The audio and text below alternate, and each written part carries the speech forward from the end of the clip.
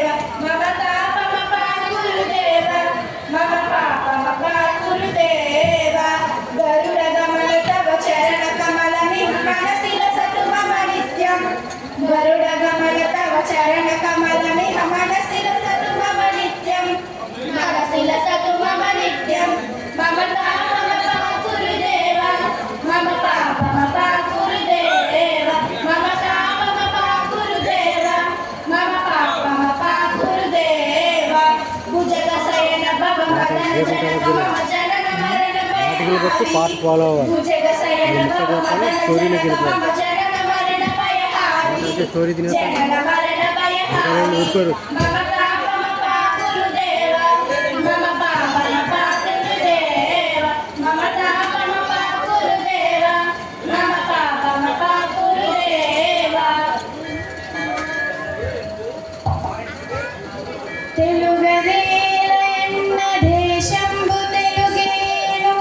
తెలుగు వల్ల బుండ తెలుగు కండ ఎల్లను పులుగొలువనెరుగవే మాసాడి దేశ భాషలందు తెలుగు లెస్స.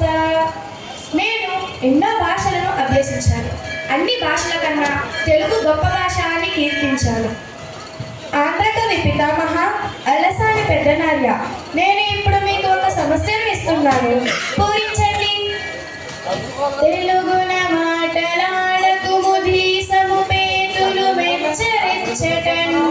తెలుగున మాటలాడకుము దీసము పేతులు మెచ్చరిచ్చటన్. అయ్యా మహాప్రభు, మీరేమో ఎన్నెన్నో భాషలను నేర్చుకున్నారు. పైగా అన్నిటిలోనూ తెలుగు భాష గొప్పదని సెలవిచ్చారు. కానీ నాకేమో తెలుగులో మాట్లాడవద్దు, మాట్లాడితే పండితులు మెచ్చరని వాకులిచ్చారు. ఇది సమంజసమా? ఏది ఏమైనా నా శక్తి మేరకు మీరిచ్చిన సమస్యను అర్థవంతంగా పూరించడానికి ప్రయత్నిస్తాను. చిత్తగించండి మహాప్రభు. వెలుగది జీవితానభివృద్ధికి మూలము మాతృభాషయే. కళలకు రూపకల్పనకు కావిరదాయిని కల్పవృక్షమై. వెలవెలబోవని కనిక విఘ్నత కలుగ భ్రష్టమౌ తెలుగున మాటలాడకుము దీసము పేతులు మెచ్చరచ్చడం. వెలుగది జీవితానభివృద్ధికి మూలము మాతృభాషయే. కళలకు రూపకల్పనకు కామిరదాయని కల్పవృక్షమై.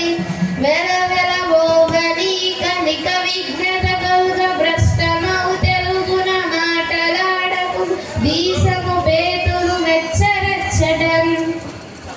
శబాష్ అల్లసానివాణి, అల్లిక చికిటికి అని ప్రసిద్ధి మీకు ఉండనే ఉంది. తెలుగును మాట్లాడవద్దని పండితులు మెచ్చలని రాయలు వారు సమస్యనిస్తే మీరేమో భ్రష్టమో తెలుగును మాట్లాడవద్దంటే మంచి భాష మాట్లాడమని అన్యాపదేశంలో గురించిన మీ పూరణ అమోఘం, అద్వితీయం. శబాష్ కవి. పెద్దనార్య, అందుకోండి మా అభినందనలు. ధన్యవాదాలు మహాప్రభు. నందితిమ్మన్న మహాకవి, మీరు పారిజాతోపహరణం అనే ప్రబంధాన్ని రచించి ఆంధ్ర సాహిత్య సరస్వతి కంఠాభరణంగా అందించారు. మీకు నా వందనాలు. ఇప్పుడు నేను మీకు ఒక దశపదిని ఇస్తున్నాను, పూరించండి. సమంత, తాప్సి, నయనతార, హంసిక. సమంత, తాప్సి, నయనతార, హంసిక ఈ పదాలు ఉపయోగించి భారతార్థంలో పద్యం చెప్పండి. అవతరించండి మహాప్రభు.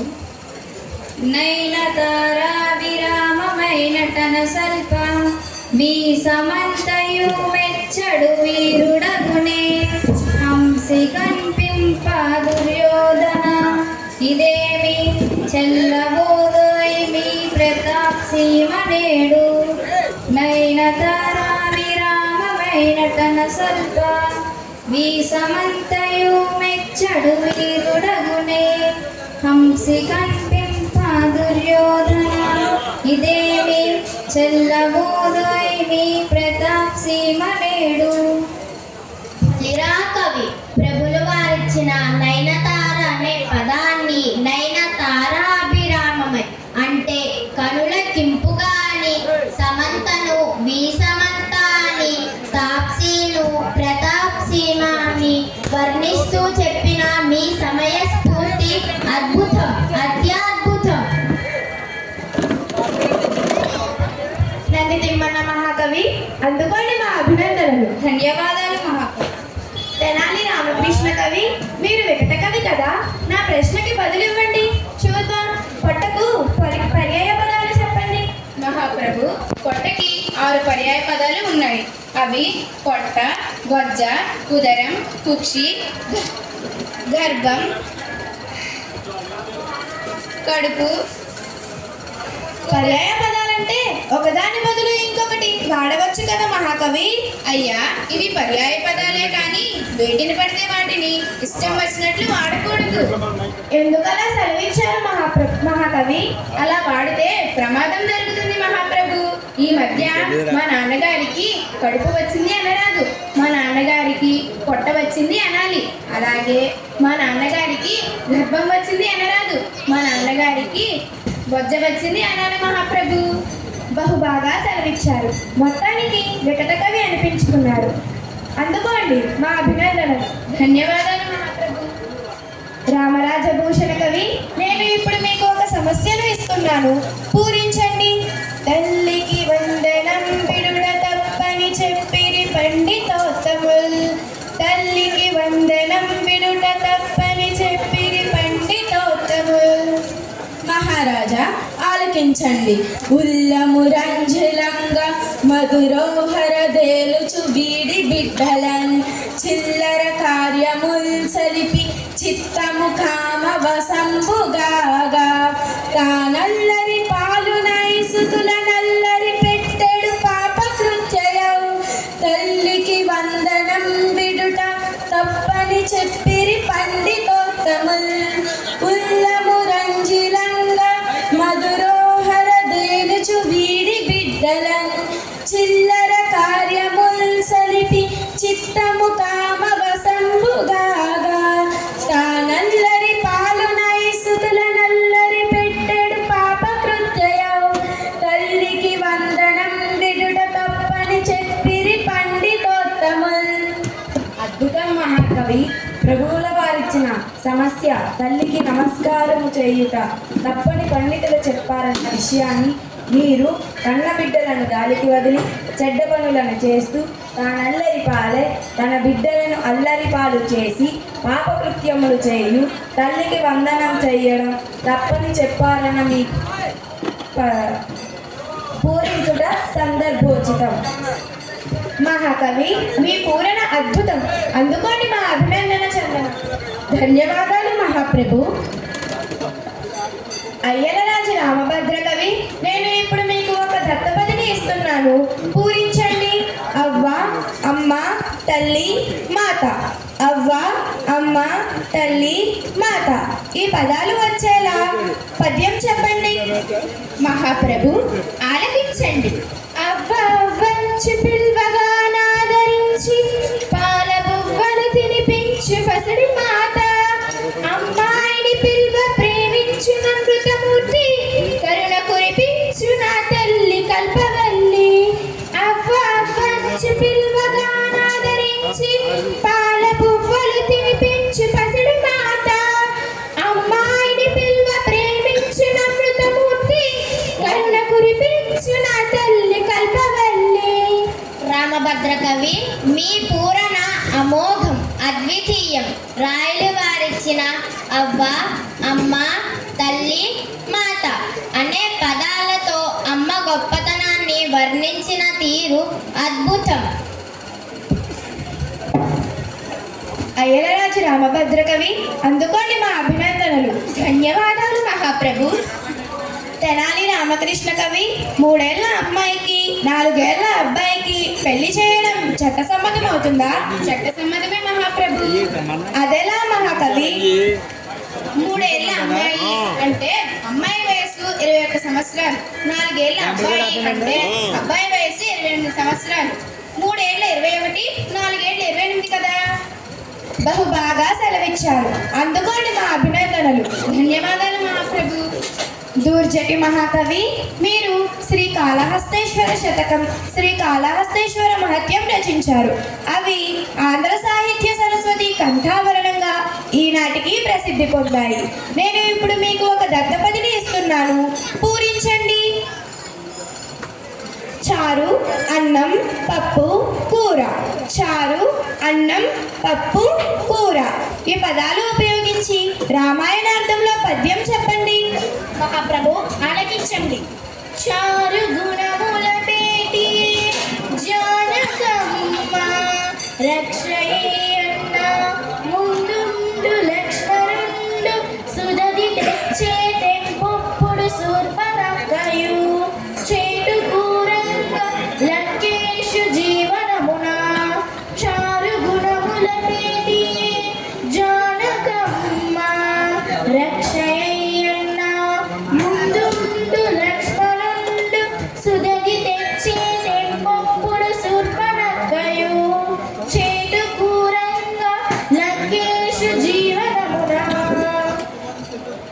బలిరా కవి దూర్జటి మహాకవి అతులిత మాధురీ మహిమ దూర్జటి పలుకుల కేలగలిగెనో అని మీకు ప్రసిద్ధి.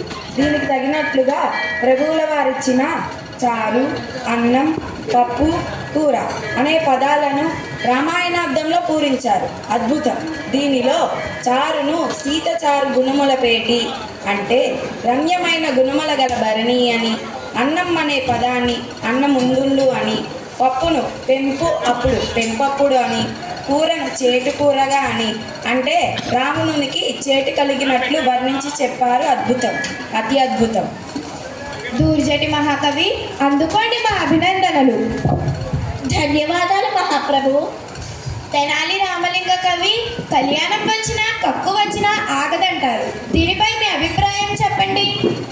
మహాప్రభు, కళ్యాణం ముందు వచ్చి తర్వాత కక్కు వస్తే పర్వాలేదు, కానీ ముందు కక్కు వస్తే కళ్యాణం ఆగడం ఖాయం. సభాష్ మహాకవి. ధన్యవాదాలు మహాప్రభు. వికట కవి, మీరు తరచుగా సాహిత్య సభకు త్రాగి వస్తున్నారని తాతాచార్యుల వారు మీపై అభియోగం మోపారు. ఇది నిజమేనా? వారు మోపిన అభియోగం సత్యమే మహాప్రభు. అదేమిటి మహాకవి అలా అంటారు? నేను తరచుగానే కాదు, ప్రతి సభకు త్రాగి వస్తుంటాను.